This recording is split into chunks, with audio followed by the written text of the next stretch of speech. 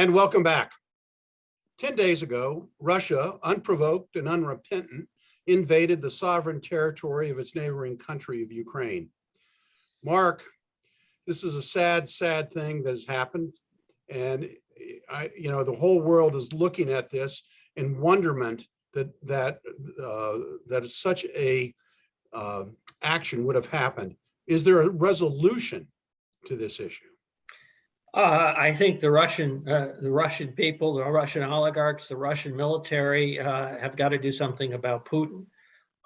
This is he has badly underestimated the Ukrainians. He's badly underestimated the will of the rest of Europe and obviously NATO. And it's hard to see how there's an outcome for him that is not at some point recognition that he has miscalculated and should be removed as leader of Russia. So, Mike, everyone says it's all about the oil.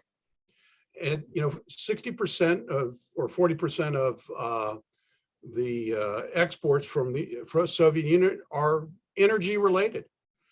We are still in importing hundreds of thousands of barrels of oil a day from Russia.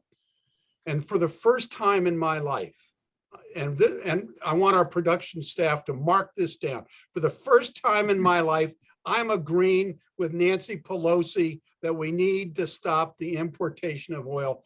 Mike, what do you think? Oh, no, I think we should. I think we definitely should. I think it's an interesting challenge. And obviously, we're far, far removed for any decisions that are being made and how they're being made. And the oil piece, interestingly, is really the only thing I've heard kind of where Republicans are even taking exception to where President Biden has gone so far with this.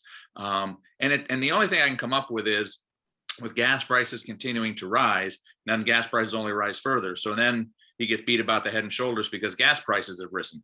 That shouldn't, I don't think, weigh into this right now, because clearly the bigger issue is how do we stem the tide into Ukraine? And so I think you've got to cut off the imports. And I think we need to do that quickly. And I think there are many other things we ought to probably be doing to increase our participation without putting troops on the ground in the Ukraine as well. At this point, I'm stunned as I just sit and watch, listen to interviews of communities that a week ago existed fully formed, fully intact, fully functional, beautiful communities that have literally just been blown away by soldiers who don't even know what they're doing and don't know why they're doing it. They're being stopped and people are being asked, and they thought they were liberating people, and there's nobody there to liberate. They were all free before. They were all free to begin with. So, I want to do a counterpoint to what Mike just said in part, because we certainly could cut off the oil from Russia, but we also can open up our own oil reserves and our natural gas reserves, which have been, to be fair, since President Biden has been president, has been shut, many of which have been shut down. Mark, what do you think?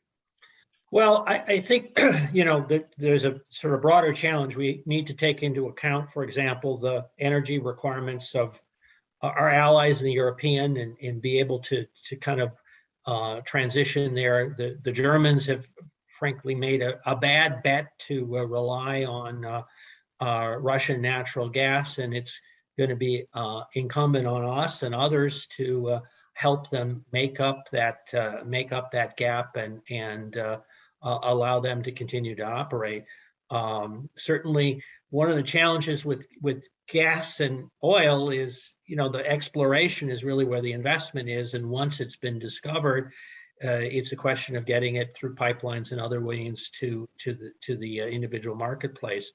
That's a long term. As I come back to it, I think there's really a political change that will need to take place in Russia, and we'll see what happens.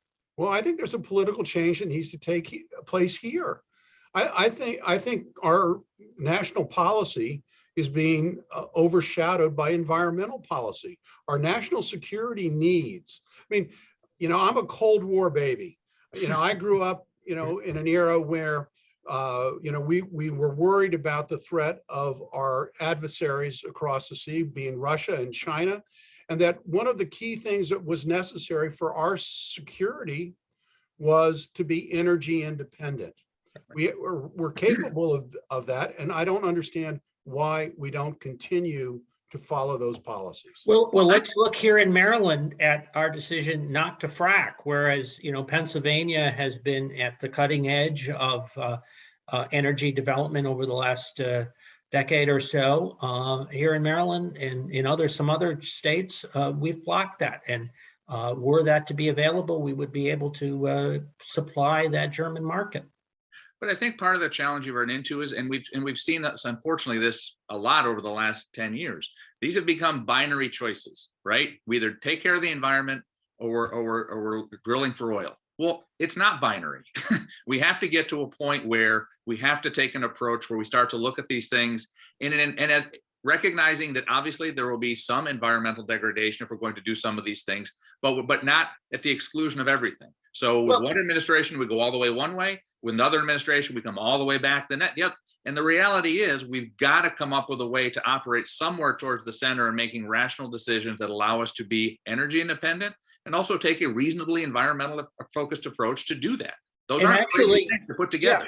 Yeah. And natural gas is a great transition fuel that reflects the transition that's taking place to having renewables take a larger share.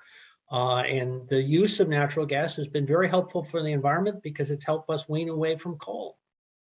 Well, you're both right. And my first job was at the Department of Energy, and the Department of Energy back in the 80s was all about nuclear energy. And we've abandoned that in our country. We shouldn't. It's a clean source of energy. We'll find a solution to the pollution problem down the road. We got to wrap it up. These great minds, these foreign policy experts are going to have to take a break. When we come back, parting shots.